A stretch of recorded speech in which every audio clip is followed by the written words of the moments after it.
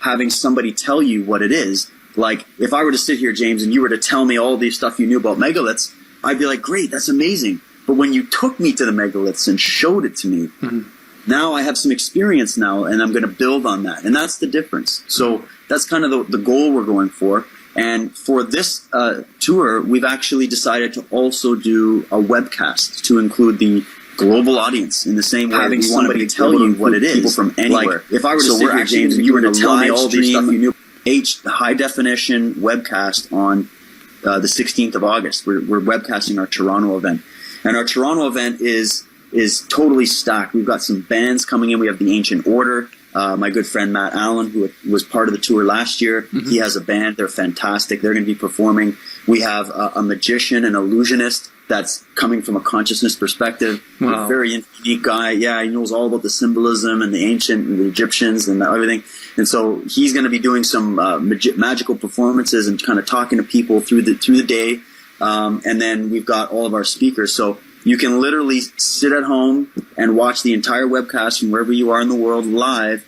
It's going to start at 8:30 a.m. Eastern Time on the 16th of August, and it's going to be a full-day event. And if you can't make the day, you actually get, it's only $20. You get access to it for 30 days afterwards as well. So if you want to rewatch it, or if you want to, if you just couldn't make it on that Sunday, no problem. You've got it for the whole month. So we're looking forward to also being able to offer this to a much bigger audience this time around. Wow, I really like the webcast. I'm definitely going to tune in for that, Dave. I really will, because the lineup, Nassim Haramein, Alex Gray, Tom Clearwater, Dr. Edgar Mitchell as well. Is he still going to make it? Is he going to Skype in, I think? He's going to Skype in. I was saving him for last. He's going to Skype in for probably 30 to 45 minutes. And we're going to be talking to him about, the Noetic Sciences Institute. He's got some concepts on free energy and also consciousness and his sort of awakening. And so we're going to be bringing him in to weigh in on that. And so that's going to be pretty historic as well, to have him calling in. These guys aren't going to be around for much longer. So if they're willing to call in and talk to you, I want to hear what they got to say. People can have their own opinions about what's said. A lot of people, they think all the moon landings were faked, and there's this big debate about that. I honestly don't know, but I do know that Dr. Edgar Mitchell and what he's talking about and what he's sharing is profound, and it's needed to be heard. So we're excited about having him call in, and we're not just going to be blasting him with questions. We want to hear what he has to say, and so that's going to be an awesome addition to Toronto. Wow. Yeah, you know what I love about what you guys do is that you see a lot of people either doing these conferences and then they're only available on DVD afterwards, and you guys have this openness and this open platform. You're trying to do everything. You're trying to give this to everybody. And the live webcast, there's very few people do that, David. There's very few people do that. And I think that's a core component to what you're doing. I know there's a massive technical achievement to make that all happen and do it in HD as well. It's worth the stress. It's worth it. But look, I love what you guys do. I really do, because you guys have just gone for the jugular and you've gone straight there and you just said, look, get the greatest minds, get the greatest researchers, put them in the same genre, put them in the same place, and give this knowledge and incite people to research, incite people to explore this information.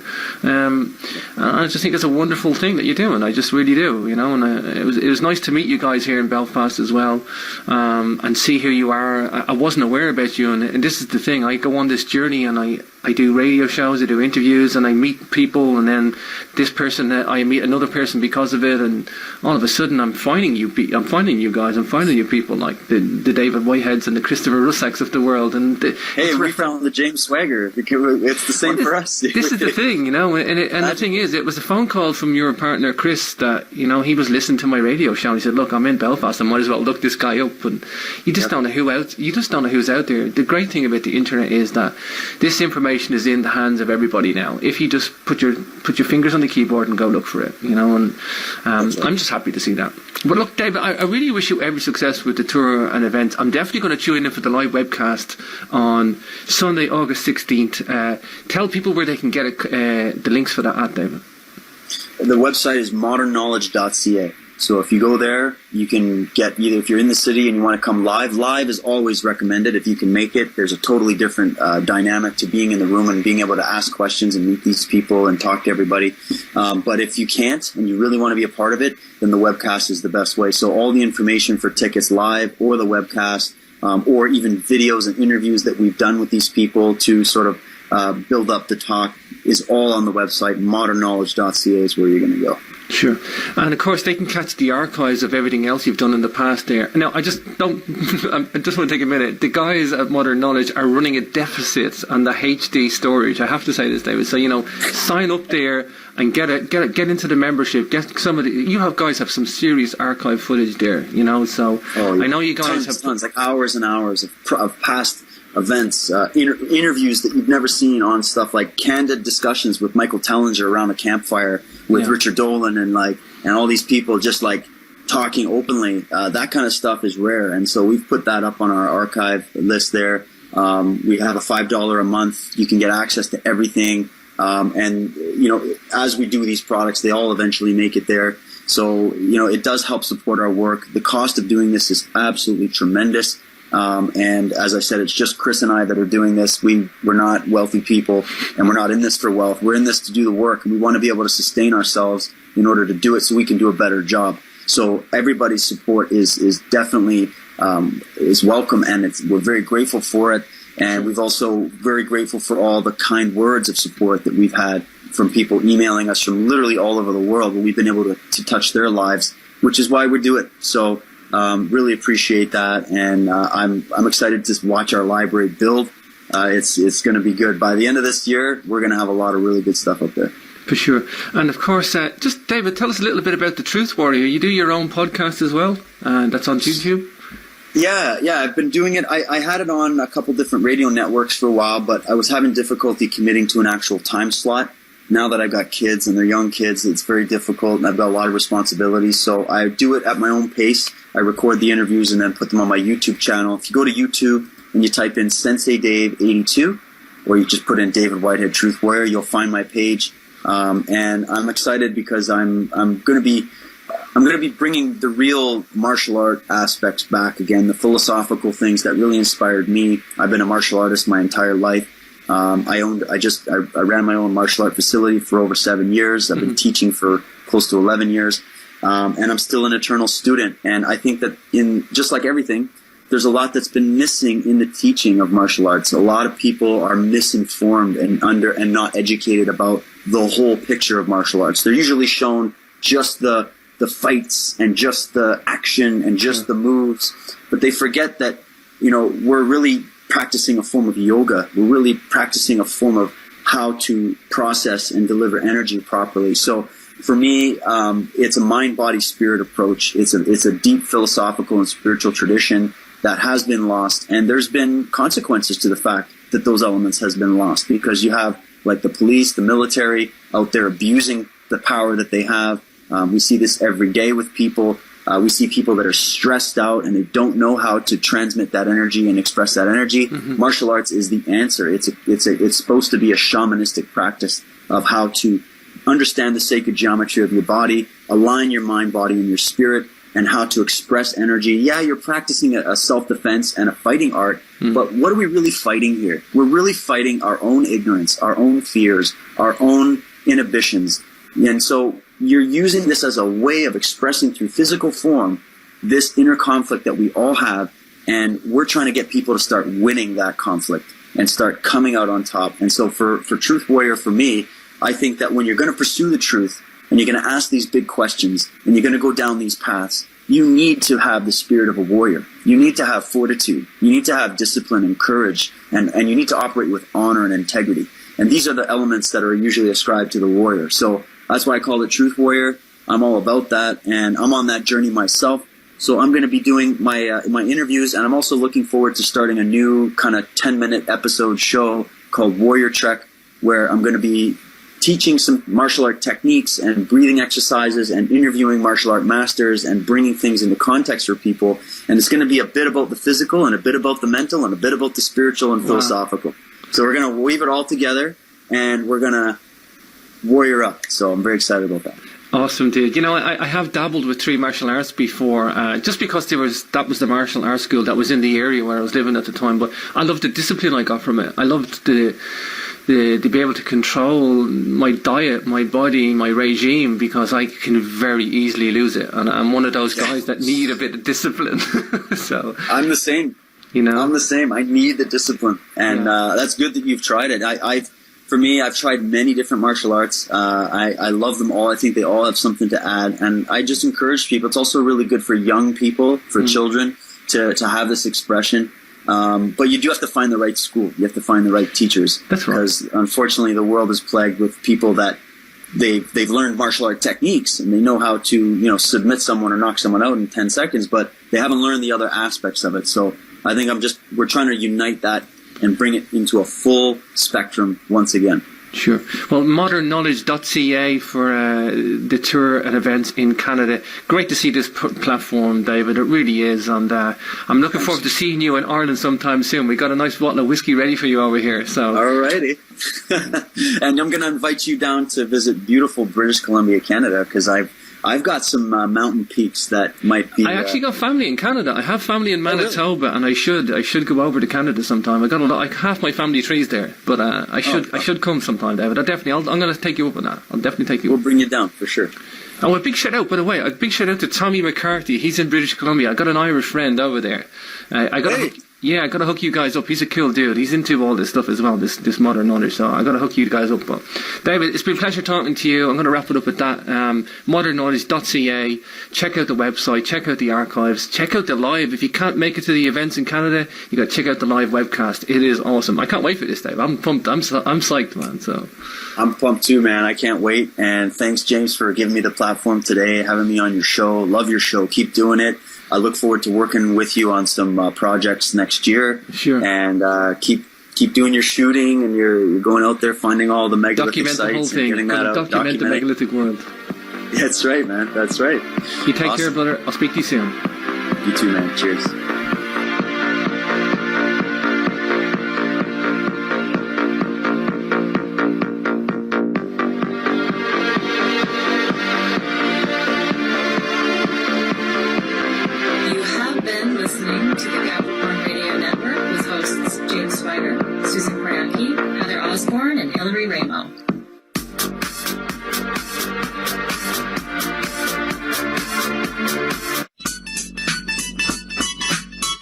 You're listening to the Dark Matter Radio Network.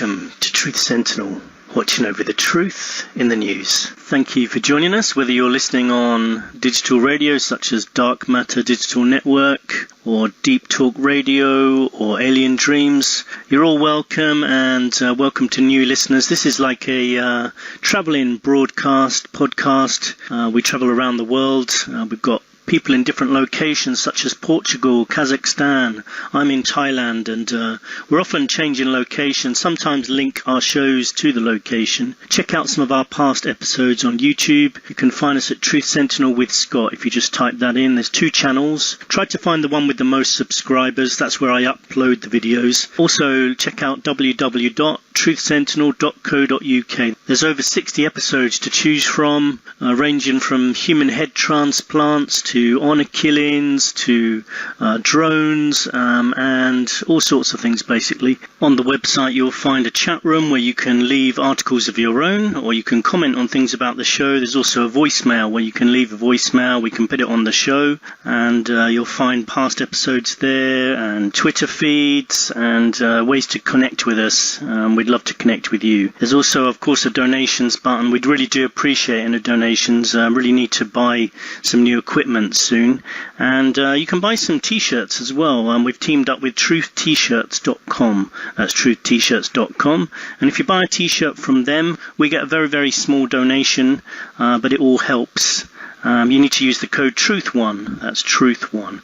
Okay, so check them out, trutht-shirts.com. And today we're going to talk about terrorism, politics, political correctness, superpowers, and Nazis. So we're going to go and talk to Phil, who's in Portugal, Phil Gardner, and also we're going to speak to our resident researcher, Anthony Kay, who's in Kazakhstan, Almaty, Kazakhstan. Let's go over to them now. So, hello, Anthony and Phil. Nice to chat to you again. We had a few technical issues there, as usual, but we've sorted them out, and we're raring to go, aren't we? Yeah.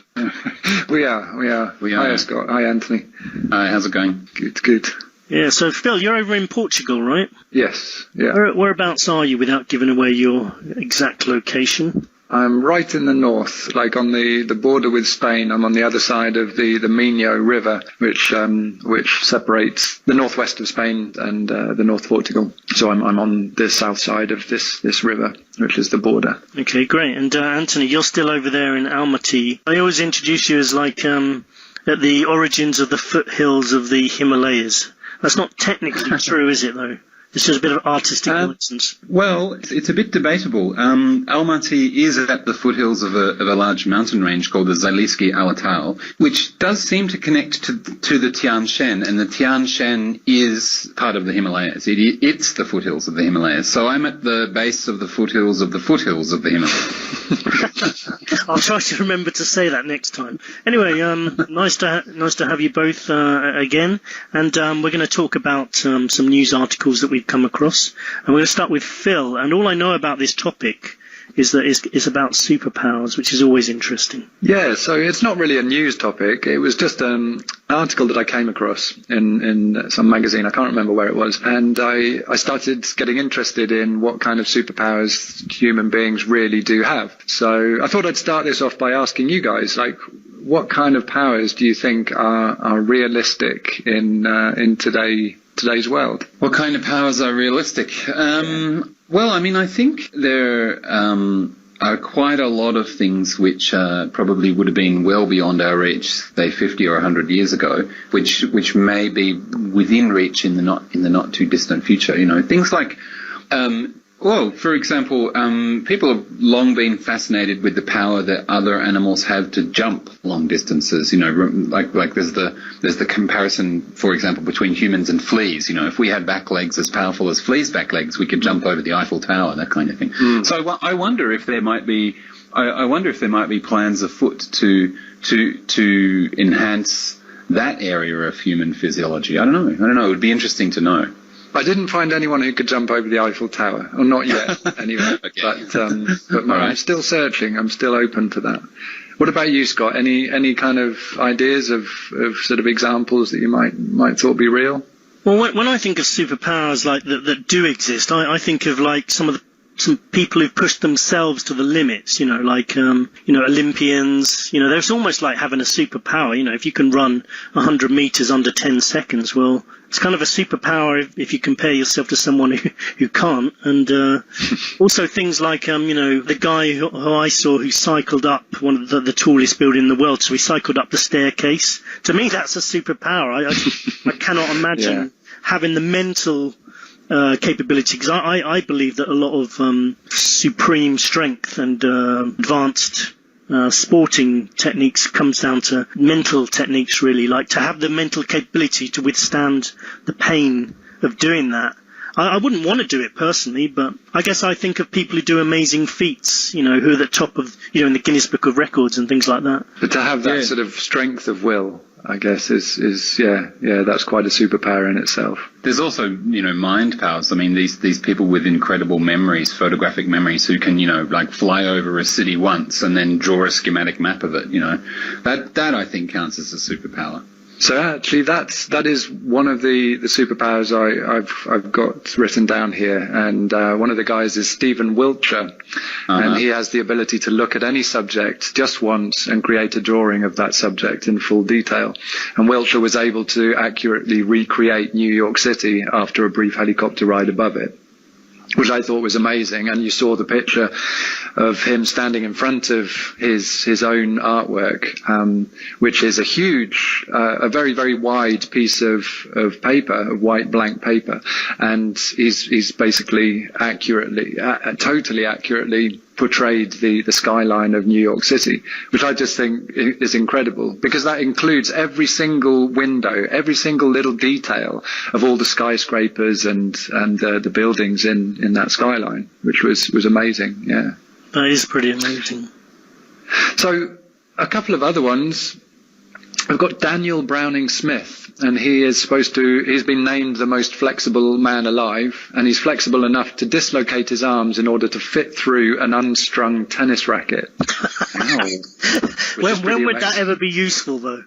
I guess I was trying to think about this, and I thought, if you are locked in a prison cell, for example, and you have those little windows in the prison door, he could fit through one of those prison windows, where they pass the food through and things like that. No, I thought that would be quite cool. I wondered about the tennis racket. When would that actually be useful, being able to fit through a tennis racket? Yeah, I'm not really sure it would be, unless you were the ball in someone's kind of weird game of tennis.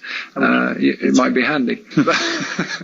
Anyway, we've got another guy called Rithakrishnan Belu from Malaysia, and he's able to pull weights of over 200 tons just using his teeth. And 200 tons is quite a lot. That's the same weight as a locomotive engine. And he claims he obtained this amazing talent when an Indian guru taught him to channel all his power to one single part of his body when he was 14 years old.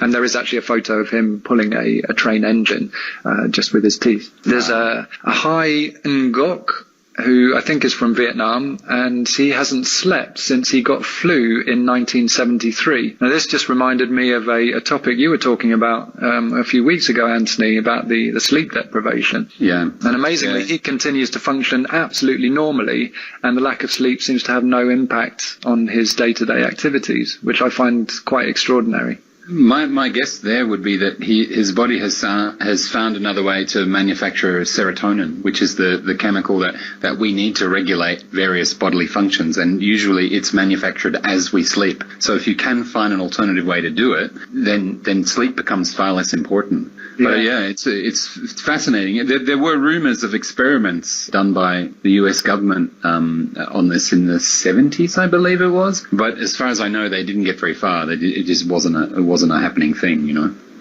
But I find it amazing because it just shows the capabilities of the human body. And it's not like we can just through our own will control our body suddenly and suddenly start producing serotonin or other chemicals that will enable us to have these amazing powers. But the body is capable of doing these things, and kind of has this sort of evolutionary transformation ability, it seems, that are perhaps hidden away in kind of dormant DNA or something like that. Well, absolutely. I mean, these are, in a sense, you could say these are some of the things you mentioned are a bit like mutations, and most mutations are neither helpful or harmful, and they just pass and nothing comes of them. Yeah. Sounds like some of these abilities may be something like that, but if so, then you're right. It illustrates just what we are capable of and what we might become. Yeah. It makes you wonder if there's some dormant superpowers in us all, like we have the ability to do a schematic diagram of things we see. We just haven't tapped into it. Yeah. Here are a couple of examples of that, which might be people's attempts at trying to tap into those dormant capabilities. One of them is the Garth monks from Tibet. This is quite a well-known story nowadays, but in the 70s, when Western scientists started researching this phenomenon, it wasn't heard of at all. And these monks have the ability to change their body temperature using only their minds. And they've been recorded to have changed their temperature by 8 degrees Celsius, which doesn't sound like much, but a 1 degree change in body temperature for a normal person is usually enough to actually to create serious illness and sometimes death. So 8 degrees is a huge amount for your actual internal body temperature. And these monks have been recorded actually sitting in very, very cold stone rooms, and this is up in the mountains of the Himalayas, and actually drying on their naked bodies wet sheets that have been placed around their bodies, which is pretty phenomenal. I think that's kind of one good example of where people have managed to tap into kind of hidden capabilities. Another guy, Ben Underwood, lost his eyesight through cancer at the young age of 3, and Ben is able to make clicking sounds, kind of like a bat almost, using his mouth. He judges the echo produced to understand his surroundings and any obstacles in his path. And this unique ability allows Ben to walk around without any assistance, without a cane or anything like that, to even ride his bike and have other normal childhood experiences. So that's quite an amazing one for me. I kind of thought that was incredible. Then we've got Wim Hof, who climbed Mount Everest in nothing but a pair of bicycle shorts. And basically, this is a guy who doesn't seem to be affected by cold in any way whatsoever. So the temperatures on Mount Everest can vary between minus 35 degrees Celsius and minus 60 degrees. And these are the temperatures where any other human would have been killed in minutes without the correct protection. So this guy is like impervious to cold, which is quite a cool superpower, I think. I've heard of him, yeah. I think I've heard him doing some other feats which just defied explanation. Yeah. We've got Tim Cridland, who is the man that feels no pain, and he's used his ability for kind of shock entertainment by pushing needles and skewers through various parts of his body. Don't you reckon he might actually go backstage afterwards and start screaming in pain? It's all just a big act. I don't reckon. We've got Kevin Richardson, who has become so close to wild animals that he can sit around lions, cheetahs and hyenas, and they kind of treat him as one of their own, which I also thought is not necessarily a superpower, but I think is a pretty cool kind of ability. And then the last one is Isao Maki from Japan, he's basically a samurai swordsman, I guess, and he has the ability to process his surroundings in a very different way to normal humans. And rather than seeing an item move through the air, he can anticipate the exact location of the item at any moment with incredible accuracy. So he uses this talent to kind of chop items out of the air using his katana or sword for people's entertainment. And he's been seen kind of cutting through airsoft pellets which are fired directly at him. And those pellets travel at a speed of 550 feet per second. So I think that's pretty cool. That's as close as you can get to kind of using a sword to cut through bullets, as you see on some sort of action movies in the last sort of couple of decades. So we need to get these people together and establish like a League of Justice with a Justice Hall. That would be very cool. Yeah. Get them onto ISIS. Yeah. All these people are making me feel quite inadequate at the moment. The last two things I wanted to concentrate on were Liu Tos Lin. I'm not sure how to pronounce his name, but this guy I think is also from Vietnam or somewhere in Southeast Asia.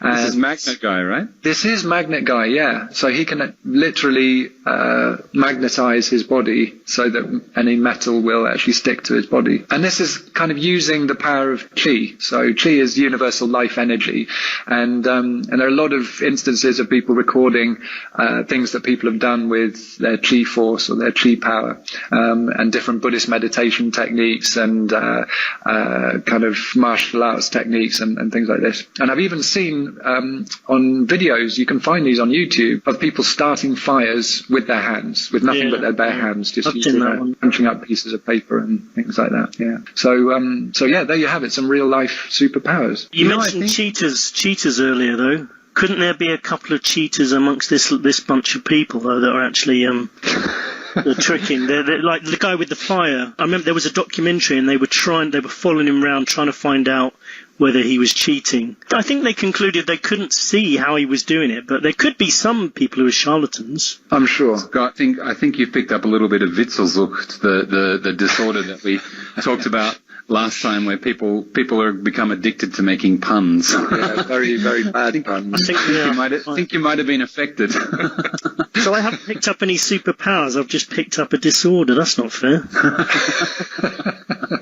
I don't know. The use of puns, if you make enough bad ones, it could be a superpower. Could be considered one. Thanks, Phil. You're trying to cheer me up, but it's not working. I was. You said you did feel a bit inadequate. So we call you. I don't know what your superpower name would be there, but I'll think of one. Thanks. The thing with the schematic drawing superpower is that, as you said, Scott, there is this potential, or that it's been argued or theorized that there is this potential in the human mind, because we do actually, all of us pick up a lot more cues from our environments than we consciously register. And so in a way, like being able to fly over a city and then draw it, it requires two things. First, you have to be able to draw, but secondly, I think you would have to be able to unblock those filters which prevent us from consciously registering all the stuff that we're subconsciously taking in. And in that sense, that sort of makes it seem a little bit more achievable. Because there are many, we know many techniques to train ourselves to become more observant and to kind of, unleash the subconscious to an extent. So I don't know, Scott, there may be hope. Don't you think it could also be annoying? It could, we think of it as a gift, but that guy who draws the schematics, he probably gets asked to do them every day, and he's like, oh, not again, please just leave me alone, Yeah, it's like the old thing about being able to hear people's thoughts, which sounds kind of cool until, if it actually happened to you, you'd just be so sick of it within a couple of hours. Drive you crazy. Have any friends left, because you'd know exactly what they thought of you all the time. Yeah. There's another case, a few cases of people who can remember every single day of their life. They can remember what they did precisely to the date. I don't know if I'd want that. I don't know if I'd actually want that. I think sometimes it's good to forget things. I think we mentioned that in another show as well. Yeah. There's the savant. What's his name? He's a savant and he has an incredible memory. Kim Peek, that's the guy, I think. And he was able to remember everything. He had a truly photographic memory. And yeah, it was exceptional. And I think he enjoyed it in some ways. But I think it was a burden at times. Yeah, it would be. He was the guy on whom the Rain Man was very, very loosely based. So autistic, yeah? Yeah. There were a couple of others. I don't remember their names, but Scott, you mentioned about these. You sort of thought it was a fairly sort of a superpower to be pushing your body to the limits physically, kind of athletically. And there was one guy, like I said, I can't remember his name, but he's an American, and he can basically run without needing any rest. So he ran 50 marathons in 50 days, which most kind of sort of sports psychologists and sports trainers and so on just said it was impossible. But this guy actually did it. Ran 50 marathons in 50 days. I know there is an event though, an Ironman event, which is similar to that. Maybe it's not 50 days. But it's at least sort of maybe 20 days. They do a marathon every day. So there are some people who can do that as well. Yeah. But this guy is kind of way ahead of the pack, literally. Basically. And yes. And he was running, I don't remember the figures on this either, but I will find this out actually, but he was running on a treadmill. Scientists kind of wanted to study his body actually, study his metabolism and so on. And he was running on a treadmill for several days, basically, and I think it added up to something like 350 miles without stopping, continuous running, and I thought that was pretty incredible. So the kind of caption under this guy was he could basically run as long as his body was kept hydrated and he kept getting some carbohydrates. He could just continue running without ever actually stopping, and possibly needing some sleep at some point. But yeah, and so he's a good example of that kind of superpower. And then there were other people who men and women who, Anthony, this was more your kind of the powers of the mind thing, who could demonstrate some amazing abilities, and several of them were about memory, like you say, and a lot of it seems to be about memory recall. It seems that the mind is always taking in stuff, so that you have these memories of things somewhere in your being, but it's the ability to recall all of those memories in the right kind of order and sequence as well, that you need that information. Some of them have shown amazing sort of recall powers, and then people with just abilities to work out problems, to solve very, very complicated mathematical problems, for example, in their heads without the need for any papers, computers, or even time to, long periods of time to work things out, work out equations and so on. And I thought those were pretty amazing sort of superpowers. They definitely are, yeah. Well, I mean, as well as superpowers, there were people in the past who believed they belonged to a super race. I'm talking, of course, the Nazis, who we always seem to come back to. And I think you're gonna mention them again, aren't you, Anthony? That's right. The old Nazis have been in the news a bit lately, and I think this is always interesting, especially since they're part of the Truth Sentinel drinking game. I don't know how many of our listeners are familiar with this game. We started it a while ago. Basically, anytime Scott says, yes, indeed, you should drink. anytime I say, actually, there's some research on this, you should drink. And anytime someone says, it all goes back to the Nazis, any listener playing the game can take a drink. So yeah, I've been reading a little bit about a few stories connected to the Nazis this week, and one of them really fascinated me. It appeared on a website called Messy Nessie Chic, which I invite you to check out. It's quite interesting. But basically, the story is about a youth group in 1930s Germany who the Gestapo used to call the Edelweiss Pirates, right? We know that youth groups were a major tool of indoctrination for the Nazis, and they were elsewhere as well, and still are in some places. If you look at, the Nazi movement in Russia, for example, it's a little scary. But these guys were quite different in that they weren't so much organized from a central authority. They just sort of naturally sprang up on their own, and they were fiercely anti-authoritarian.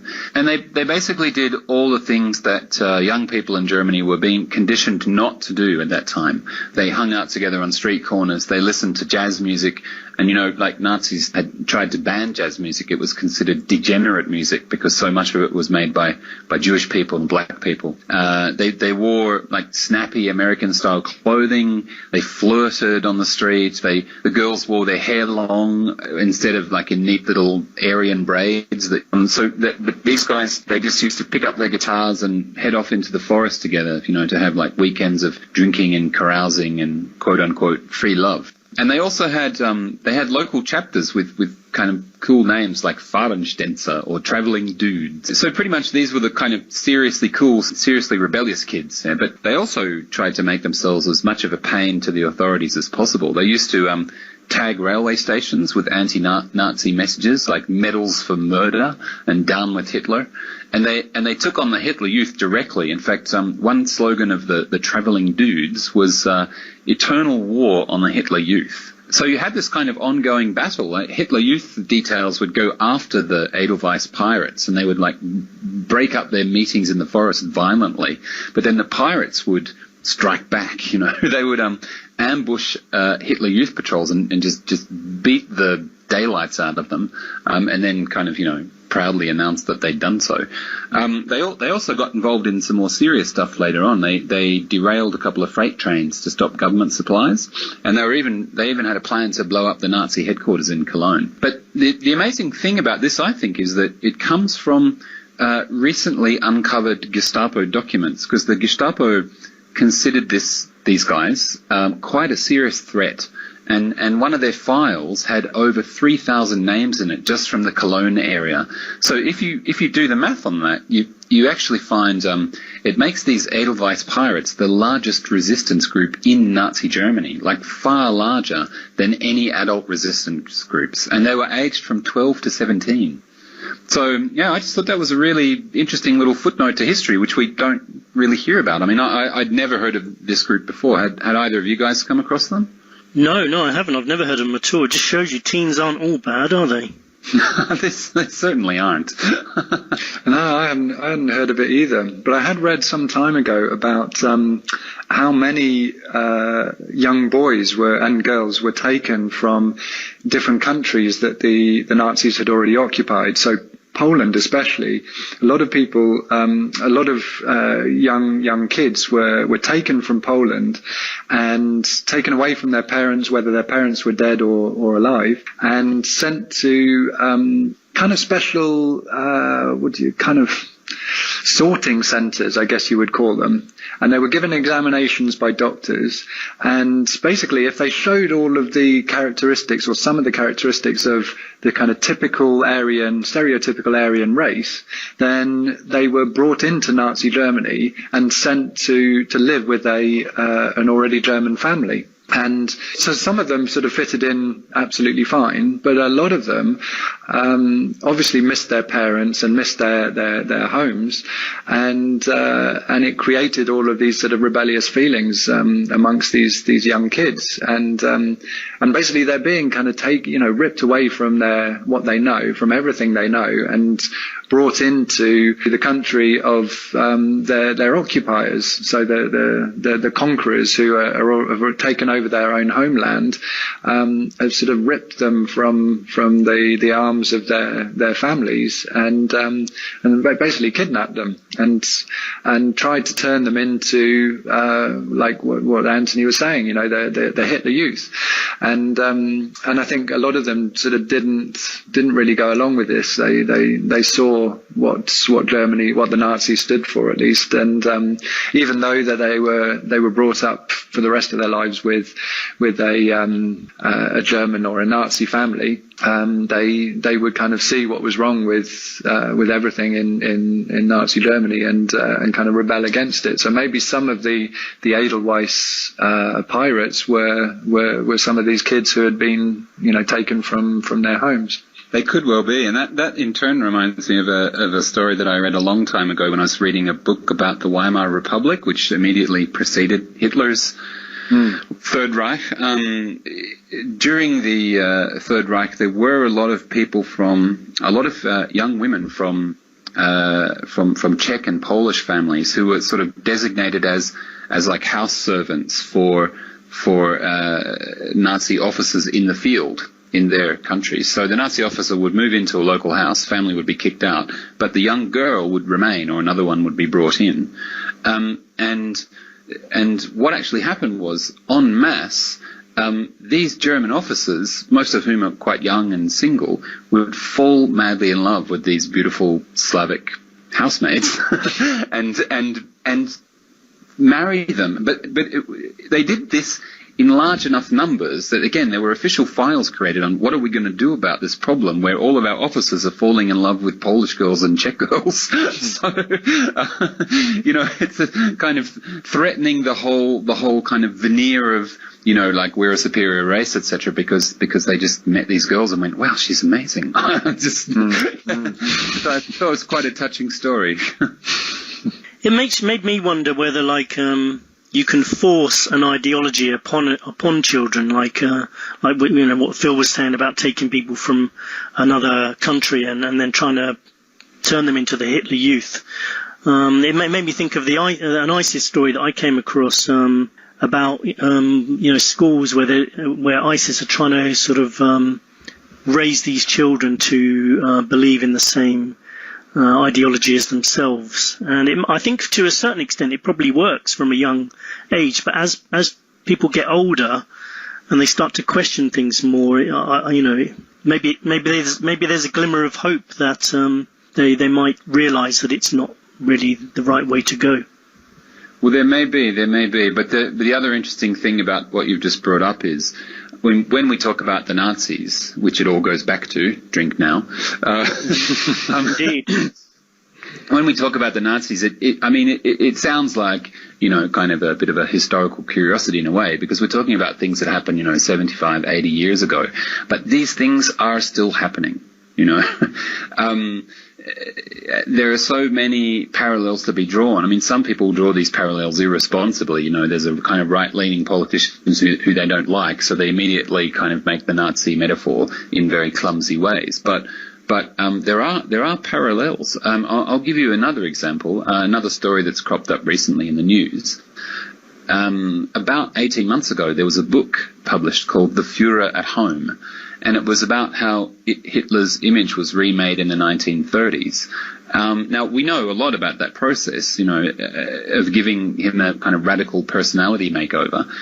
And part of the reason why we know about it is because this kind of model of image manufacturing for our political leaders has largely been the Western model ever since. I mean, even when, image makers today don't know they're doing it, they're actually using techniques which the Nazis largely pioneered for Hitler.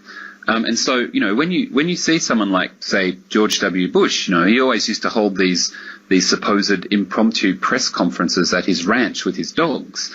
That's a carefully staged, managed moment, of course. But remarkably, that specific context, the idea of putting the leader kind of off-grid in nature and putting him with his dogs, that one comes specifically from the playbook of Hitler's image makers. So this book concentrated on two particular parts of the Hitler image. One was the fact that his handlers were really keen on him being seen with children, which is the case for most politicians, but also with animals. So there were lots and lots of photos of Hitler walking in the mountains with his German shepherds and feeding deer near his chalet in Bavaria.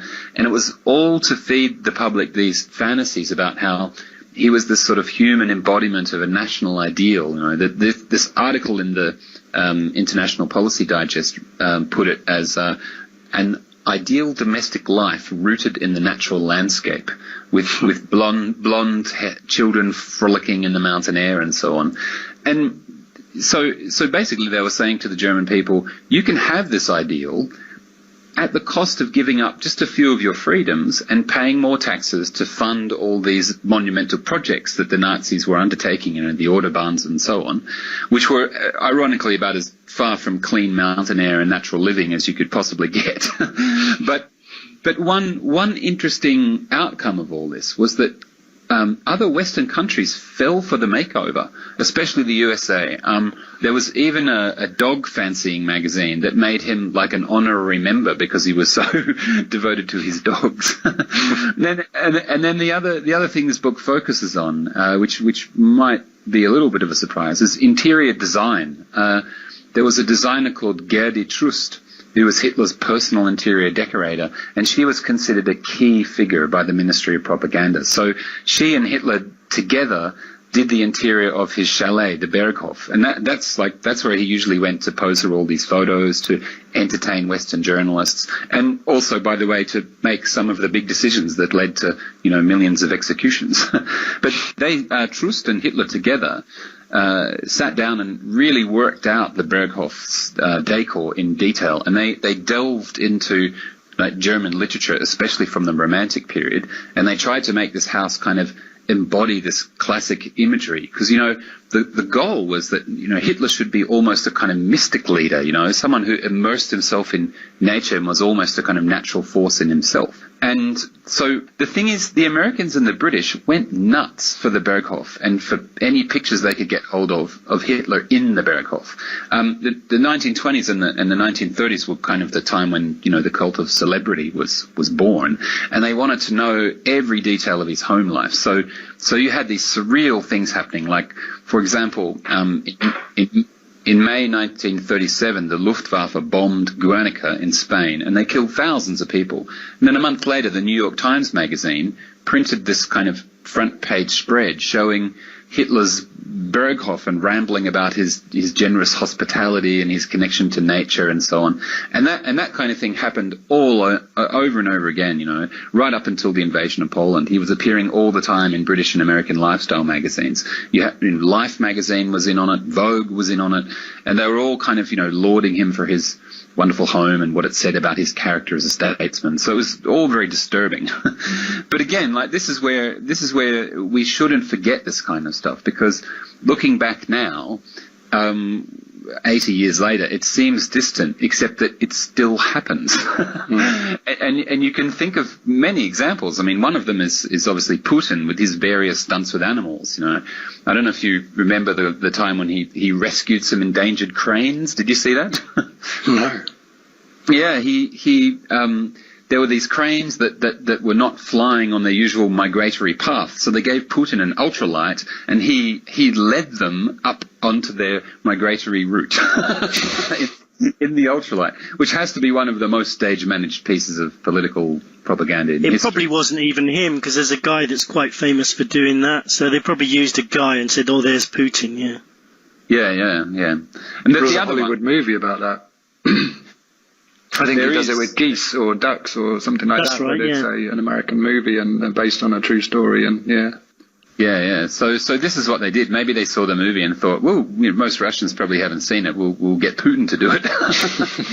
But the other one is, and the other one, unfortunately, is Asmar al-Assad, who's the wife of Bashar al-Assad. It's been, until very recently, she was a favorite of the lifestyle magazines, including Vogue, and again, they all wrote enthusiastically about, you know, the wonderful Assad home and so on. And there was again like a glossy spread in the magazine. Vogue has removed it from their website, and they've tried to make it impossible to find, but they can't, because Bashar al-Assad himself has a website, and he's got the Vogue article on the website. He's very proud of it. So, you know, again, we live in this world that's infested with all this kind of sneaky image making, and as I say, it all goes back to the Nazis. It does, and I think you know, because the Allies won the Second World War, then I think we don't realise how much things have been changed and how much propaganda there is, and how things are skewed in our favour. Like you know, like for example, I always think that the bombing of Hiroshima and Nagasaki, and I know there's going to be lots of people listening who disagree with me. I think that could be considered a war crime, and that, you know, the people who made the decisions, Harry Truman, you know, if we'd lost the war, if the Allies had lost the war, that would be, you know, a major war crime, and he might have been painted as a kind of Hitler figure if the Germans had won, you know. So I do think we should sometimes remind ourselves that we're living in a world everything's been created, the propaganda and the things we believe are being sort of pushed into our minds a little bit, you know, from a certain perspective. I agree. And then there were other things like the bombing of Dresden and the slightly less talked about firebombing of Hamburg with phosphorus, which was just horrific. I don't think there's really much doubt at all that was a war crime. But again, because we won, we kind of got away with it. You know. Last thing I wanted to mention was Ken Livingstone's expulsion from the British Labour Party.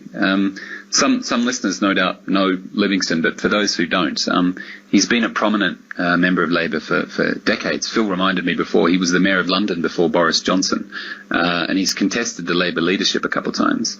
So he's really one of their, towering figures, and kicking him out of the party was a major shock. It happened just, I think, 2 weeks ago now. And the reason why it's happened is because he said two things in an interview which weren't to be said. First, he claimed that Hitler was actually cooperating with the Zionist movement in the 1930s, and that he signed a deal with them to help settle German Jews in Palestine. So, in other words, the Fuhrer didn't want to kill the Jews at that point so much as to deport them, and he was prepared to help.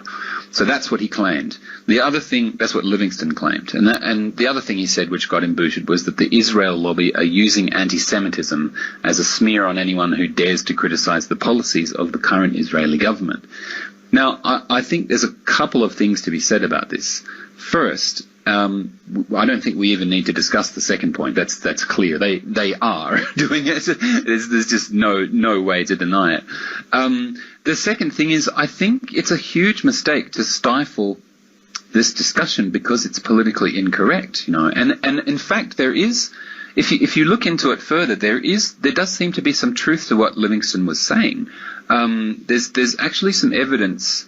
There isn't evidence. There's proof. In fact, there was an agreement signed between the National Socialist Party and German Zionist Jews called the Haberer Agreement. And at the time, it was quite a coup. Palestine was controlled by Britain, but under this deal, German Jews could move there, and many of them did, something like 60,000 of them between 1933 and 1938. And the way it worked was, if you were a German Jew and you wanted to emigrate, you could send some of your money to a company called Hanotea, which was a citrus-producing company in Germany. And that money could then be used to buy German goods, which would be shipped to Palestine, and then you could receive the goods when you arrived there.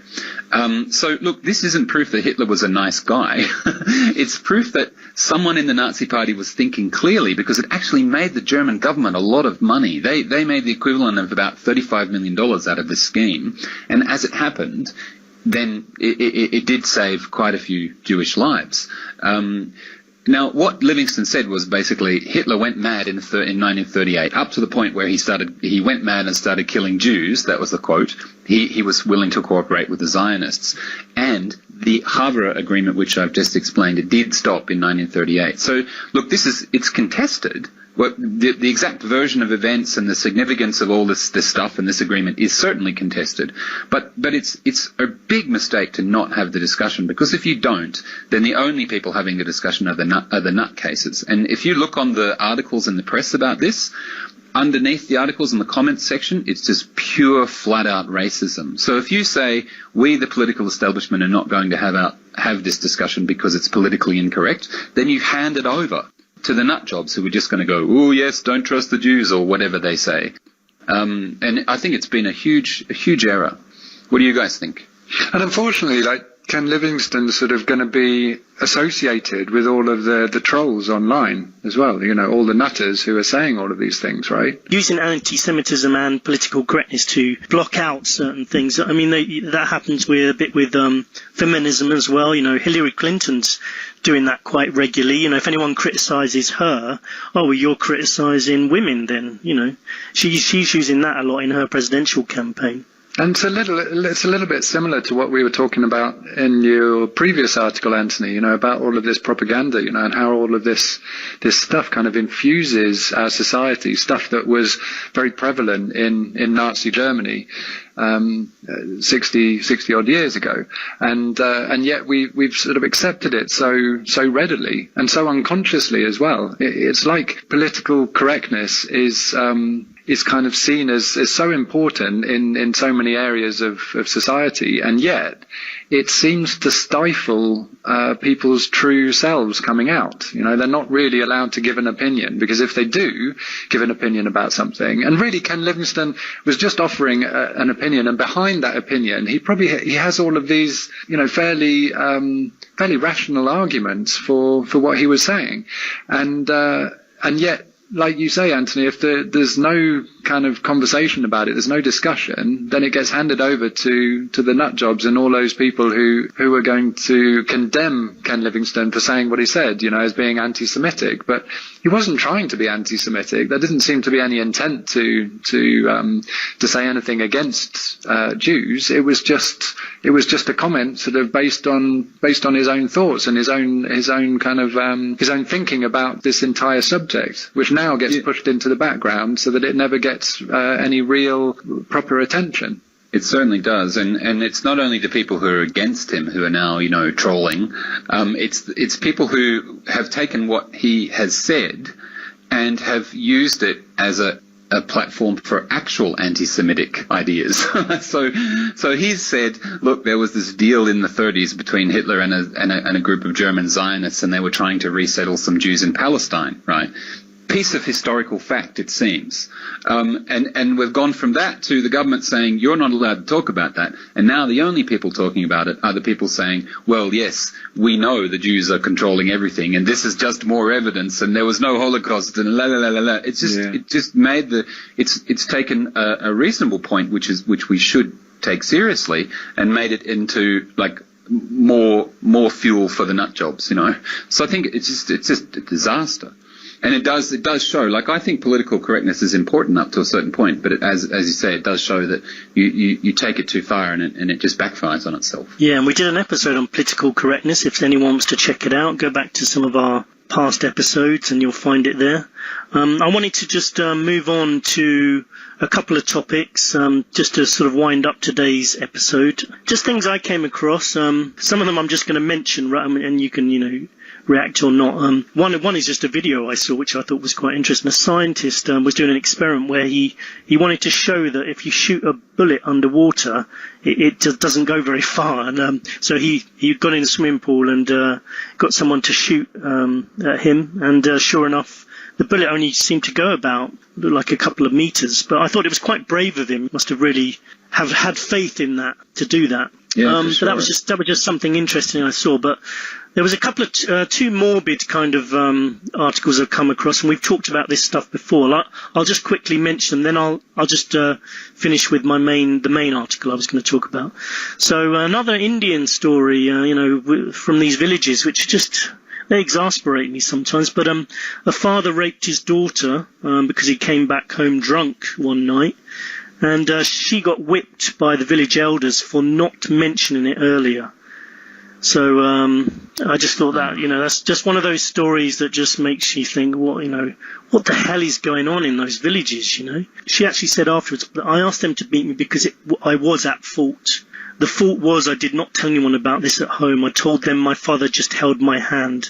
That was my mistake. So this girl actually thinks they did the right thing, It's just a real shame that, there's backward people coming up with these ideas. And there was in the article, there was lists of other things that these village elders had said, and I won't bother going through them. They're just so ridiculous, the people being punished for when they're completely innocent. And the other one was going back to ISIS. A 7-year-old child was executed by ISIS, apparently. Of course, we have to take some of these stories with a pinch of salt, but apparently ISIS executed a 7-year-old kid because when he was playing football, he swore using God's name in vain. And so he was executed, basically. And just, if it's true, then, you can't get much more barbaric than that either. Just, those were two morbid stories, but I wanted to finish by one that's not so much morbid, but just also sort of gives an indication of the kind of times we're living in. Basically, there was a professor on a plane recently. I think it was a couple of months ago, actually. He was on his way to a maths convention. Anyway, there was a woman sitting next to him and noticed him writing down some equations. So he was just getting ready for this conference. And she called a member of the crew along and said that she was feeling sick.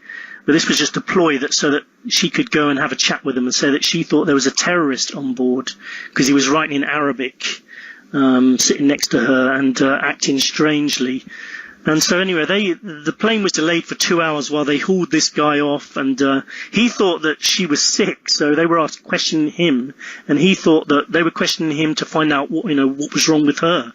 But very quickly he realised they were questioning him because they thought he was a terrorist because of what she'd said. And he took them back to the plane and showed them they were just maths equations, basically. And it wasn't even Arabic. And I was mentioning to Phil before the show that, even if it was Arabic, so what? That shouldn't be enough to delay a plane for 2 hours. And in fact, another plane, Southwest Airlines, was delayed because a guy on board, he was actually kicked off for speaking Arabic on a plane. Oh my God. And when world leaders say, be vigilant, this is the kind of result, I think. Just wondered what you thought of this woman who saw some equations and thought that was enough to kick somebody off a plane. Is it a result of the dumbing down of society, that people don't realise what an equation is? Is it as a result of ramping up the fear factor? I just wondered what you thought about that. Well, for me, it's kind of part of, again, what we were talking about earlier, with the political correctness, for example. It's become politically correct to tell people to be wary of terrorism and this sort of thing, despite the fact that the number of people who have died from terrorist attacks is phenomenally small compared to other causes of death. And it's been blown out. It's something that's been blown out of proportion, and no one in the spotlight, in the media spotlight, is really able to talk rationally about terrorism and terrorist attacks, because they can't really sort of say, well, you're very unlikely to die from a terrorist attack, so I wouldn't worry about it. If someone did say that, it would suddenly be in all the newspapers, and people would be condemning that person for saying such a thing. But no, terrorism has got to be just that. It's got to be terror. It's got to strike terror into the hearts of people, which is exactly what the terrorists want. And really, it's just, I think it's become quite an insane thing in my mind. I agree, and it's not only what the terrorists want, but it's what the political establishment wants as well. That's why if you say, oh look, it's really not that big. I mean, let's focus on the big things. I recently saw a bar chart of the largest causes of death in the US. And look, gun violence and car accidents are right up the top, and terrorism isn't on the graph. So, but if you said that as let's say you're a candidate for one of the major parties in the US, that would be the end of your candidacy, over and done. Well, Obama actually has said this recently. I don't like Obama. I can't stand him, and I'm certainly not saying that he's a good guy. But he did say something like this, and I think he got chastised for it. I think that's the problem. A little bit of a problem with this Trump phenomenon, that people do what they want to hear. Someone really standing up to groups like ISIS and terrorism, and I can totally understand that. But it is undeniable that terrorism and the idea that you're going to get blown up by a terrorist is just so remote. It's not gonna happen. That has to be drummed home a little bit. Yeah, I agree, because I mean, as I said, it is what the political establishment wants you to think. It does suit their purposes, and ironically, as you said, Phil, it's also what the terrorists want, which means the political establishment and the terrorists want the same thing. Isn't that a bizarre situation to be in? Yeah, totally. Well, I mean, conspiracy theorists would say they kind of are the same thing, and maybe even be funding the terrorists, and how closely connected to them, who knows, But anyway, I think we're going to have to wrap it up for today. And but nice speaking to you guys, and we'll have another chat soon. Yeah, I hope so. Both of you. Yeah, it was a pleasure as always. Thanks, Phil. Thanks, Scott. So what did you think of what we had to say? Let me know. Contact us at scottsentinel9@gmail.com, or go to www.truthsentinel.co.uk. That's www.truthsentinel.co.uk. latest news, hot off the press. If you're listening and it's the 9th of July, as you're listening, at 10 o'clock p.m. Pacific Standard Time, you can catch a live broadcast. I'm going to be talking to the guys of End of Days Radio. That's at endofdaysradio.com. And you can join us there, call in and have a chat. And other news, we're also going to be interviewing the Dice Man, Luke Reinhardt, author of the best-selling book that changed some people's lives. It's a book about a guy who throws a dice for everything he does and everything he says, and kind of encourages people to lead a more random life. And he's written a new book as well, which relates to a lot of the topics we discuss on our show. So that'll be in September, but tune in and make sure you don't miss it, because it'll be classic. Luke Reinhardt rarely gives interviews, so we're very lucky to be able to speak to him. To make sure you don't miss this episode and other episodes, just sign up on our website www.truthsentinel.co.uk, and we'll give you the odd email, not very often, so don't worry, won't give you lots of junk mail. And also subscribe to us on YouTube, Truth Sentinel with Scott. Thank you once again for listening to us today. We really appreciate it, and I hope you join us again for future episodes. Have a great week, and goodbye.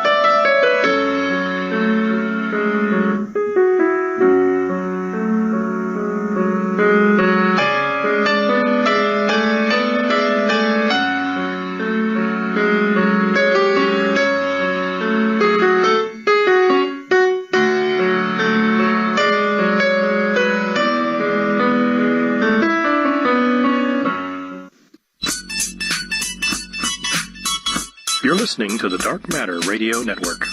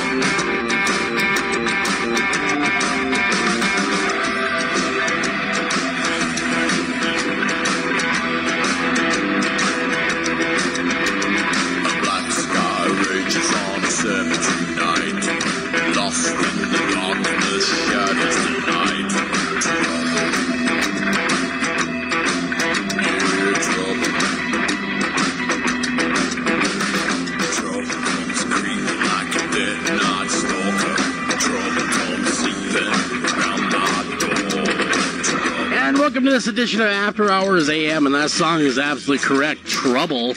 I already having trouble with my board, guys. I don't know where half the files went. I don't know if you guys caught that or not.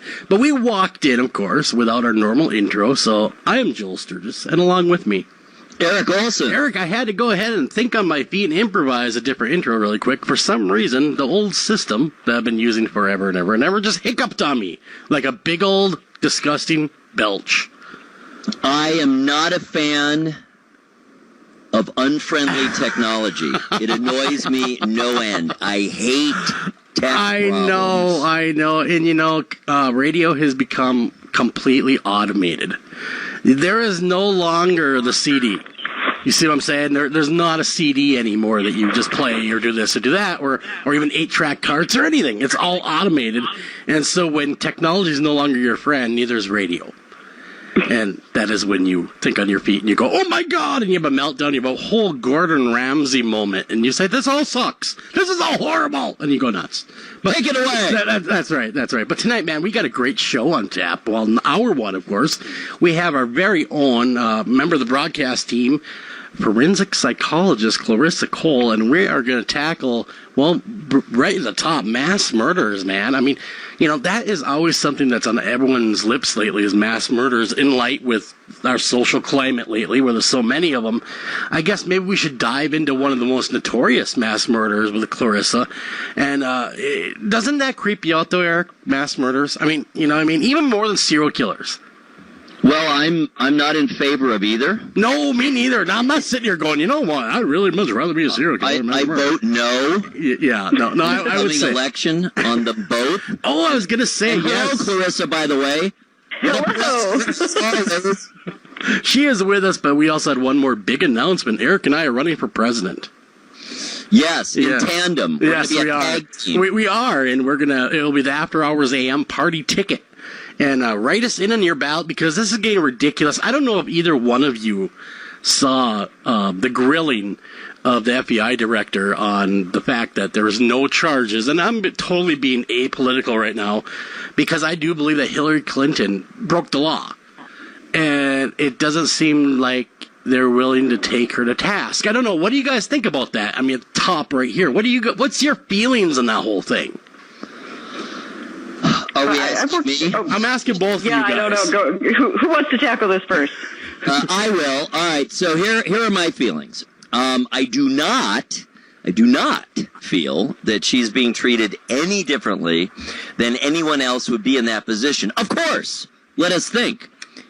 Only a very few and rarefied small group of people would be in that position. Well, this is true. I mean, so we're not talking about, the podunk dog catcher being in the position of being, scrutinized to this extent and secret materials on their private server, et cetera, et cetera, et cetera. Sure. So it's really kind of disingenuous to say, to compare how Hillary Clinton is being treated compared to how anyone else, quote unquote, would be treated, because there are very, very, very few other people who would be in that position. Mm-hmm. Having said that, I don't think there was ever a chance in hell that she was going to be indicted. There would have had to have been a true smoking gun. Mm-hmm. And I don't think it's any different for anyone else who would have been in that position, including previous people sitting in that office who did similar things. Well, Nixon, got rid of 18 minutes of recording and he got fired. Well, no, he quit, but he was impeached, and it was a big deal. But it was way more to it than that. It was an enormous conspiracy involving dozens of people. Oh, the thing of it is, though, I watched the director say that, she broke the law. He had to admit it. And he didn't say she. I listened. I was paying attention. He also did admit, though. He did not say she broke the law. He did admit, though, that yes, she did. She perjured herself. He had to admit that she perjured herself. Everybody agreed to that. And they even asked him what that would be. That's a very specific...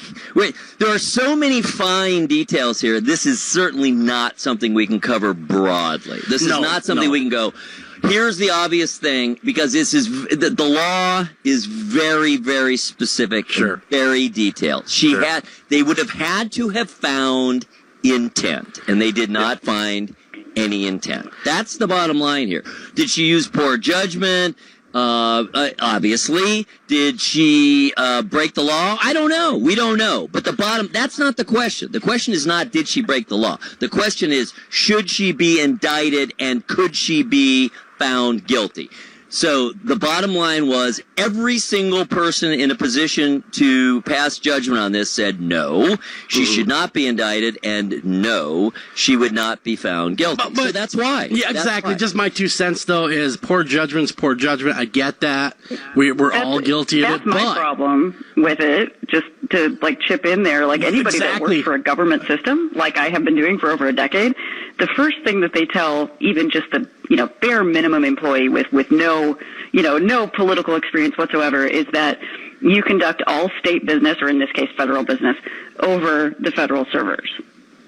You have to sign a contract saying that you will conduct all business over those servers for very good reason. So to say that she used poor judgment, I think is really understating it, because if I were to send something not on the state server, I'm not using poor judgment. I know I'm doing something wrong. Sure. Yeah, well, yeah, because you deal with it every day. You know the ins and outs of it. Yeah. You know, this is how this operates. As far as poor judgment goes, I understand poor judgment. I understand all sides of it, but does it translate well to running for president? Can you use that same poor judgment when you're running a country? That is an open question, and one I am not prepared to answer. I mean, that is why we're running. I can address this from a political standpoint. I can't really address it from a legal standpoint. No. I'm not a lawyer. I'm not in law enforcement. No, but that is my understanding of it. What has occurred, what transpired, was predictable from the beginning, and there's kind of been no surprises along the way, and it would have taken really, really clear, obvious, unimpeachable, no pun intended, evidence that she intended to break the law. She intended to expose secret material, and that it wasn't going to happen. Yeah. It's too high. So it's two questions. Should she have been indicted? Should she have been, with the possibility, obviously, good possibility of being convicted? I would say it would appear not, just based on everything that's happened. Now, does this reflect well on her? Well, of course not. Doesn't reflect well on her at all. No. There's no question about that either. So, there's a big gap between things that are dumb, things that are ill-advised, things that show poor judgment, and things that are prosecutable. So that's a big gap in there. Yeah. And the one point that I'm really disagreeing with, and this is kind of the only political aspect that I am disagreeing with, is that if a person who was lesser known or not wealthy or not in a position of power would have done the same things, I do believe that the result would have been the same. Now, obviously, it would have had to have been a very different situation, because no one who becomes Secretary of State is unknown or unwealthy or unpowerful. It just doesn't happen. Well, Clarissa, if you did that, would we be talking to you from a jail cell? Not necessarily a jail cell, but would I be terminated? Yeah. Yes. Okay. I would be terminated, and if they thought that the information that I put out there, on a non-secure server, a personal email, if they thought that that was sensitive enough that it could hurt either the people that I work for or the inmates that I see, could that possibly be prosecuted? Yes. I mean, my guess is that it would be, termination and potentially, losing your pension. But again, I'm not at exactly what Eric is saying. I'm not at a high enough level to get out of it. Yeah. Well, yeah, exactly. And of course, our message boards, emails have been lighting up with people furious that she wasn't charged. And I'm glad that, Eric, you clarified that for the listening public of how that really worked. And of course, Clarissa as well. I'm glad you clarified how the servers work at that level, government level. That being said, it was many people said, okay, it might be poor judgment, but we can't afford to have a president with poor judgment. That's a whole nother show. That's a whole nother issue. But moving on, we are talking mass murders tonight with our very own Clarissa Cole. That's right. Mass murders have been all over the news lately, whether it's the Orlando shooting, we go all the way to Virginia Tech if you want to go that far. And if you really want to go on the way back machine, we can go to Texas. Mass murders, unfortunately, have been part of our culture. Well, wouldn't you say, Clarissa, almost since the dawn of time? Oh, definitely. Yes. I mean, if you went way back, you'd find someone with a knife killing lots of people. I'm sure of it. But we're going to talk about one specific one tonight, aren't we, Clarissa? Who is that tonight that we're talking about? Well, I've got a couple, obviously, on the site, but I was thinking of talking about, because most people don't know about him here, his name is Anders Breivik, and he was the worst mass murderer in really European recent history. And that happened in Norway just a few years ago. And now, looking at his photos, because of course, we discussed the show, he looks like any other kid from the photos.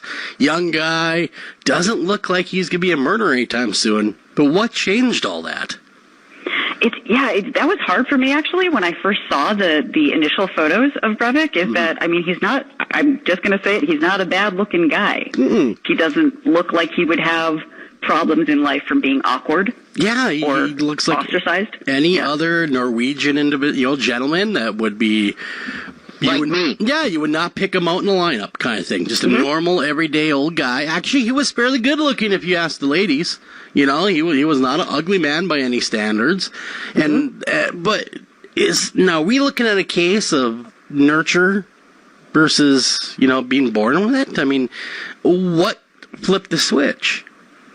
God, that's such a good question. I feel like with a lot of mass murders, I hate to say it, I think it really is nurture, not that they're born that way. I mean, I would like to say that it's, they're bad seed.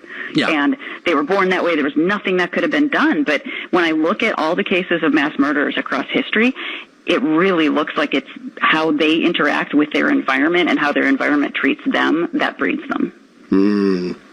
Which is scary to think about. Well, okay, why don't you give us a history lesson? I mean, what kind of person was he? And from all accounts, he was almost wanting to start his own government in Europe.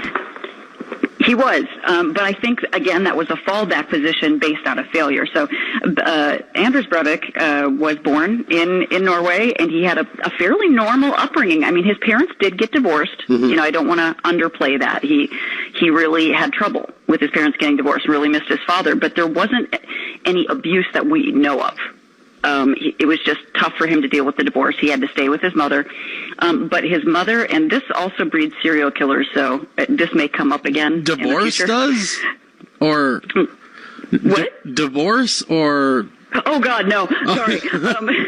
When a mother is alternately kind of sexually provocative toward her son, and then very neglectful or even kind of spiteful, when those two things are put together, it's a very bad combo. And why do you think that is? I know that it usually stems from a borderline personality disorder is usually what the mothers have, and they treat all men with some level of flirtation and sexuality, and that oftentimes for a disintegrated borderline extends to their own children. And I think that's what happened with Anders. Wow. So he had to deal with... She slept with him at night, not sexually that we know of, but she used to bring him into her bed at night and up until the age of 13, 14. Oh, geez. And then during the day, all she did was berate him and tell him what a terrible person he was. Oh, geez. Yeah, snuggle with him at night and then tell him during the day, "You're useless, get out of here." That exactly, kind of you're just like your father. Yeah, that sort of thing. Yeah, you're just like him. I can't please you either. Get out of here. Yeah, that whole thing. Well, and it seems as though, reading the case, that he was really messed up, man. I mean, they're all messed up, don't get me wrong. But, I mean, he had a special kind of messed up because he had advantages in life. I mean, it wasn't like he was a poor kid that was living hand to mouth. He came from a prominent family. Oh, totally. And the other thing, too, is that his father knew that his mother was a little bit off center. Yeah, and so he had psychological evaluations starting at the age of 4. Wow. Most kids that end up going this path have never had any intervention. They never had a chance at intervention. Anders Breivik did. He had psychological evaluations stemming back to the age of 4. They never removed him from the home, but he had a privileged upbringing, great schools, did well in school, but he was always a little different than his peers, and he tried too hard, I think, to fit in, and his peers rejected him because he was over the top, and they didn't know how to handle that. Now, was he was part of that hip-hop teens group, a rebellious group, right? I mean, he was kind of started as low-level graffiti artist and then just kind of got rejected by them? Yeah, he really was kind of into that sort of punk, the hip-hop, they called it the hip-hop scene back then in Oslo. And he was a pretty good tagger, I guess, pretty good graffiti artist, but he took it very seriously. And so when the other kids would run away because the cops were coming, he wouldn't. And he would stay there and admire his work and take credit. He'd stay there, mouth off to the cops, and get everybody in trouble, which they didn't want. Well, yeah, so he didn't run when the other kids are running. He stood tall and said, yep, that's my work, and it was their work, too, by the way. Exactly, and then got them in trouble, so they ended up pretty much rejecting him and saying, you know what, you can't hang out with us anymore if you're gonna always get caught like that. And he tried to join several different groups. That was just one of them. He tried to join several different kind of youthful gangs, not involved in violence, just, silly stuff, and they all rejected him. What made him, now, after that rejection happened at a young age, and he kind of turned to fitness, didn't he? He became like a uber fitness guy, just total alpha male.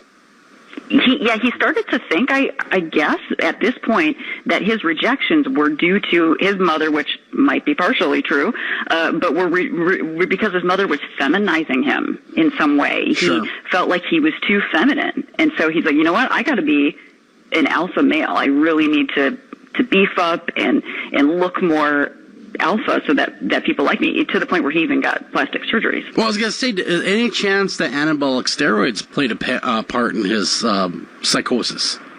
I totally think they did play a part in his anger, but I'm not sure he was psychotic. There's a debate on that. I think he was pretty lucid. It was like he ranted about making a new Europe, and that no matter what happens in divorces, that the children always stay with the fathers, because it really seems like he really resented the fact his father didn't have custody of him. He very much resented that. And he resented that once he started getting in trouble with the law for the tagging, that his dad was strict and said, hey, if you want to come and visit me, you can't get in trouble with the law. Sure. You have to be a good kid like I expect you to be. He resented his father even more for that, but instead of actually resenting his father, he put it all onto his mother. Yeah, he just projected it onto her. Well, it's all your fault. You're why I'm this way. And then, of course, he when did he start, I guess, showing and showing signs of being unstable and murderous? In his early 20s, he tried to be like a stockbroker. He tried a couple businesses that he should have, by all accounts, should have been good at, because he was a smart guy, but he just wasn't good at keeping clients because they didn't like him. Again, that social awkwardness, the social failure, just followed him throughout his life. And so he ended up moving back in with his mother by the age of 27 because he couldn't support himself. And that was when he started his manifesto, his 1,500-page manifesto. Who has time to do that? Come on. Who has time to sit down and pen 1,500 pages? He lifted a lot of it from the Unabomber, it turns out. So, he was kind of lazy. Yeah, well, the Unabomber boy, Ted Kaczynski, if I can pronounce his name. Wasn't that his name? Yep. Yeah. He was a whole another class of nuts. But the Unabomber, I mean, it sounds like he had a lot of influence from the Unabomber. And, of course, he didn't... Now, what was his weapon of choice? Not the Unabomber. The interesting thing about Breivik is he had a couple. In one day, he murdered over 80 people. And 80 people? Yes. In one day. With what? Guns, primarily. And the first 8 were due to a bomb. Okay, he was able to kill 80 people. Did no one return fire? He went to an island where they were having a youth retreat for young political youth. They were average age from 13 to 17. There was nobody there that was armed. Oh, geez, isn't that what they call a soft target these days? Because I've heard that. I've heard a lot of discussions about soft targets. So there was no one armed, and so that's really a cowardly way of doing things. Not unlike going to a gay club in Florida, where people are there to have fun. Yeah, and it's just and the thing of it is I personally don't believe that our mental health system is taking these situations, along with most of us, seriously enough. I mean, it's one thing to want to ban this or ban that, but we really need to take care of the root problem of why they're doing this. Being in mental health myself, though, that's so hard. And the reason why is because with social media being, everybody's on social media. And when you look, I just kind of got, just so y'all know, I just kind of got on Twitter recently. Oh, you're tweeting? I'm not good at it. I'm terrible at it. Eric will tell you how to be a tweeter. He's good at it. Right, Eric? I was born to tweet, baby. That's right. Oh, my God. I'm so bad at it. But, when I look up different things on Twitter, there's search Twitter, there are so many, I'm just going to say this, there are so many hateful posts. Yeah, there are. Where's the love? Yeah, I mean, where's hundreds, thousands of young people that are of the right age, right, to become someone like this, that are posting hateful post after hateful post. Most of them will never be violent. So how, as a mental health clinician, do you weed out the real ones? Do you think that a lot of it, though, is adolescent angst? I mean, just angry. Yeah. You know what I mean? It's all the testosterone. It's generally males, right, that you see doing this? Yeah, I mean, now with social media, though, a lot of girls are posting more violent stuff than they have historically. But do boys? Yeah, I mean, what boy didn't want to fight? Didn't say, I could kill you for that, or threaten? I mean, it's very common. And now with social media, it's all out there for everybody to see forever. So you say one stupid thing, and they can forever. 20 years from now, an employer will drudge it up. Hey, when you're 15, you said you want to kill everybody. You still feel that way. Exactly. Yeah, exactly. And it just seems like, well, I think that also a popular media plays a part in this as well. Oh, definitely. We're geared toward the sensationalism of the media. Right away, there's a sensationalist response that is, like, you can't go outside of your house tonight at 8. Yeah, well, exactly. The news is full of nothing but death and mayhem. Clarissa, allow me to interject. I was under the impression that this had a larger political component than we've been saying here. Now, it sounds like clearly he had individual personal problems. So are you saying, do you see him more from the mass murderer standpoint or from the terrorist standpoint? Because at the time, anyway, this horrific crime, and again, I am 3/4 plus Norwegian, so I was particularly, and I have lots of relatives there, particularly interested in this, and at the time anyway, it was called an act of terror. What's your opinion on that? That's partly why I wanted to post on him, because it was called an act of terror, not unlike the incident in Florida recently.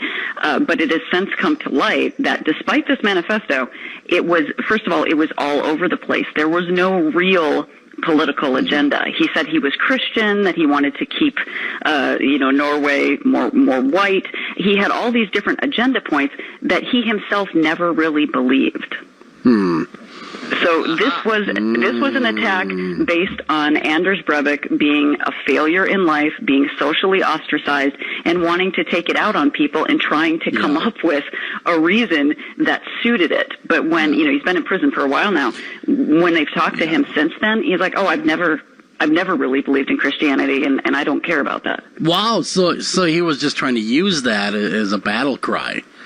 Yeah. A reason, because it was in July 22nd, 2011 that he did all this. And so, like you said, it was very recent. And I do remember watching this unfold in the news. And, you see the blurb come with the AP wire, rather, excuse me.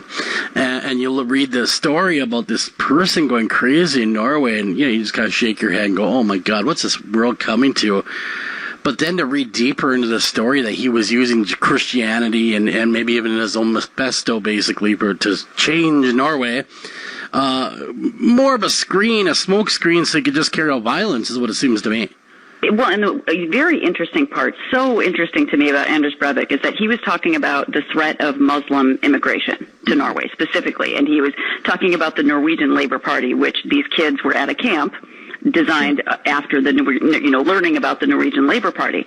But if he was worried about Muslim immigration, why was everybody that he killed young and white and looking like him? Yeah, that was something that, as you were talking about what he attacked and then reading the Muslim component, why would he open fire on his countrymen if he was so worried about Norway falling into the hands of the Muslim, the big bad radicalized Muslim? I say that in quotations because Muslim people by and large are good people.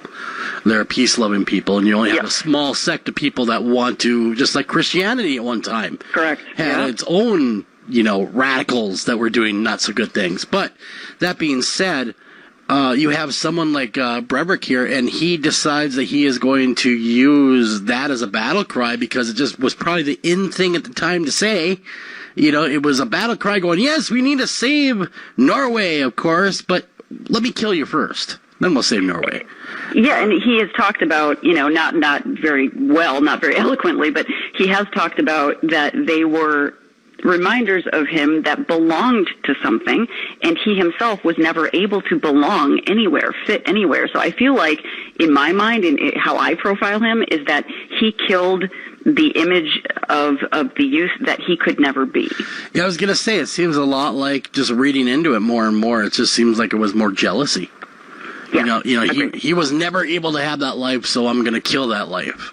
I'm going to take it from you. And to me, that's kind of similar to potentially what maybe Omar Mateen may have been doing in Florida as well. Yeah.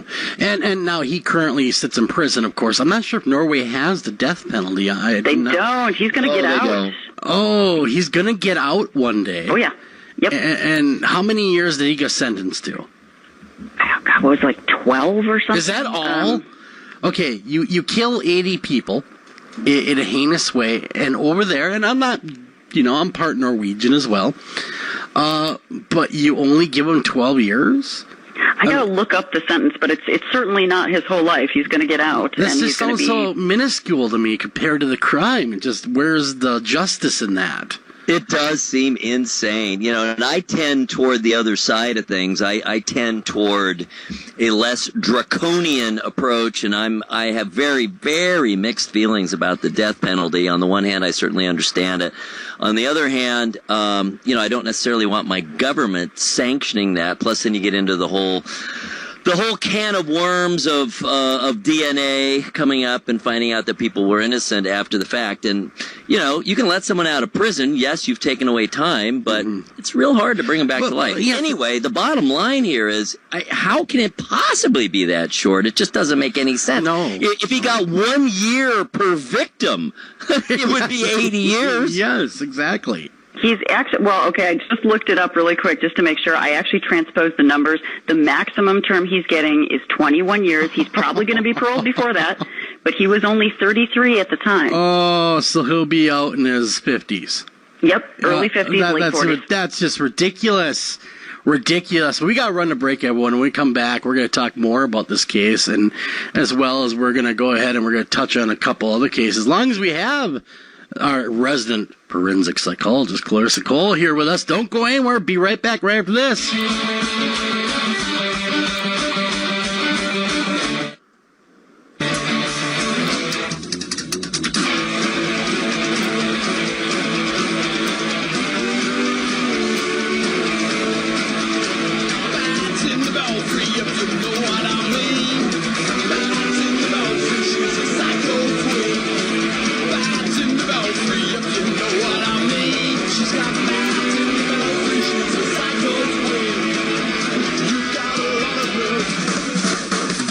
Anavar Media LCC is a dedicated team of professionals committed to helping business development scale and protect their websites, mobile applications, enterprise software solutions in the Northeast Ohio area.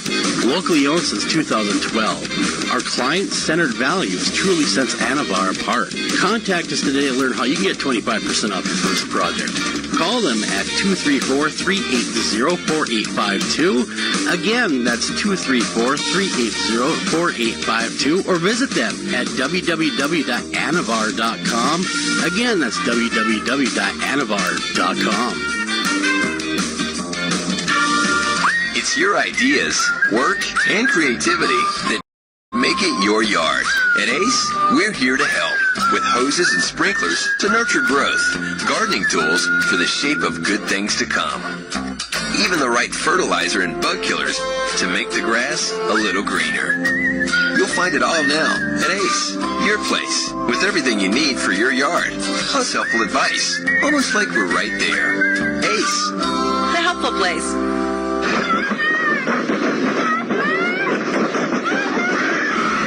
In 1999, The Exorcist was voted the scariest movie of all time. Your daughter doesn't say she's a demon. She says she's the devil himself. Entertainment Weekly calls it the most viscerally harrowing movie ever made. That thing upstairs isn't my daughter. The most electrifying movie of the 20th century is now coming back to theaters. Where's Regan? In here. with us. Author William Peter Blatty and director William Friedkin have created an expanded, thrilling new version of The Exorcist with footage that has never been seen before. She needs a priest. Don't miss The Exorcist in the version you've never seen. Possessing theaters everywhere.